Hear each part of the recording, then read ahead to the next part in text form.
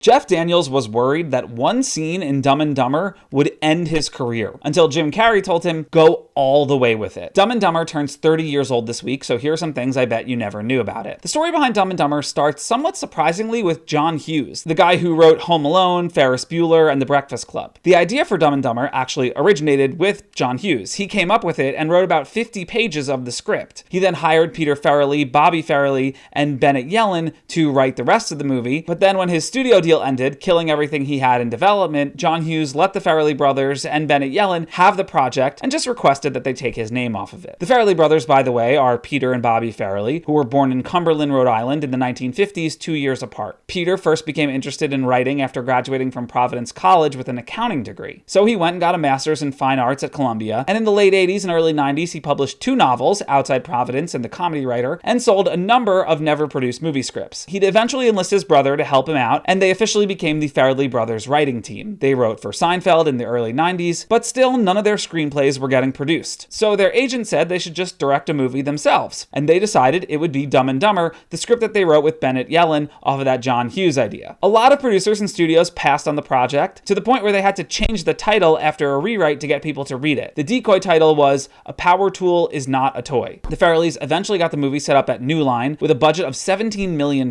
which is about $32 million today, and it would be their first directing job. According to Entertainment Weekly, they offered the role of Lloyd to Steve Martin and Martin Short first, but both of them turned it down. Gary Oldman, Ben Stiller, Eddie Murphy, Corey Feldman, Adam Sandler, and Mike Myers were also reportedly considered at one point or another. The Farrellys didn't even know who Jim Carrey was when his name was first suggested. They were just told he was the white guy on In Living Color, which was true, but then they were able to see an early cut of Ace Ventura: Pet Detective, and they knew that they wanted him in Dumb and Dumber. So they offered him a $700,000 salary to do the film. But then Ace Ventura came out and it was a big hit, so Jim Carrey was able to negotiate a $7 million salary for Dumb and Dumber, 41% of the entire budget.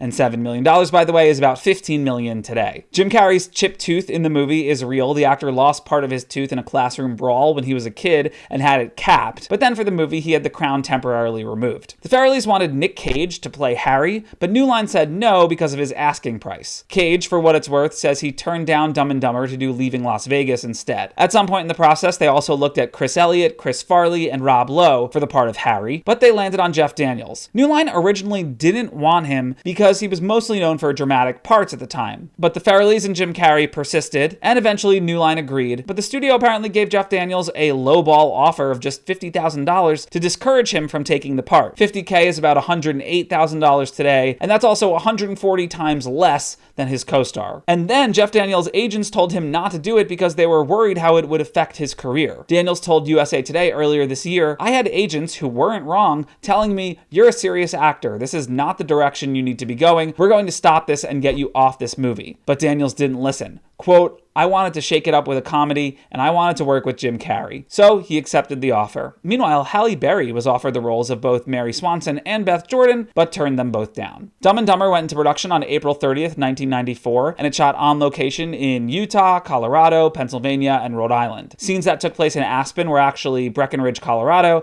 and Park City, Utah. The Danbury Hotel in the movie was really the Stanley Hotel in Estes Park, Colorado. The Stanley is famously the hotel that inspired Stephen King to write The Shining. The snow scenes were shot at Copper Mountain Resort. The airport was Salt Lake City International. And then some scenes at the beginning of the movie were shot in Providence and the Farrellys' hometown of Cumberland. New Line forced the production to hold off on shooting with Carrey and Daniels together during the first week of filming because it wasn't sure if it wanted to keep Jeff Daniels in the Harry role. But then when the studio saw dailies of his performance, and when Jim Carrey explained that having a serious actor in the part helped ground him, Daniels was allowed to keep the role and continue shooting. But when it came time to do Harry's toilet scene, Jeff Daniels was really nervous. He thought it might end his career. As he told USA Today, "It's one thing to read the toilet scene, but then the day comes and we're actually going to do the toilet scene. I told Jim Carrey, this is either the beginning of my career or the end of it." Jim, who is fearless, told me, "It's going to be great. You've just got to go all the way with it. Daniels then describes the process. That was a couple hours of porcelain gymnastics. And that close-up when they pop in tight on my red face, I had been doing it so long, I almost passed out. 30 years later, Daniels is happy with how it all came out. I did my job, beyond my job. In terms of comedic scenes, that toilet scene will probably outlive us. It will be funny 40 years from now. He also said years later, Clint Eastwood praised him for that scene and said that really happened to him on a date once. In the movie, Lloyd scams Seabass into paying their bill, and the character says he saw it in a film. That movie that he saw was Something Wild from 1986, and the guy he saw do it was played by Jeff Daniels. Jim Carrey improvised Lloyd making the most annoying sound in the world, and it nearly broke Daniels. Carrey also improvised the line, "No way, that's great, we've landed on the moon." Production had to shut down temporarily at one point because Jim Carrey had to have gallstone surgery. The movie wrapped on July 6, 1994. For the soundtrack, they asked Beck if they could use the song Loser as the movie's theme. He declined, telling Stereogum,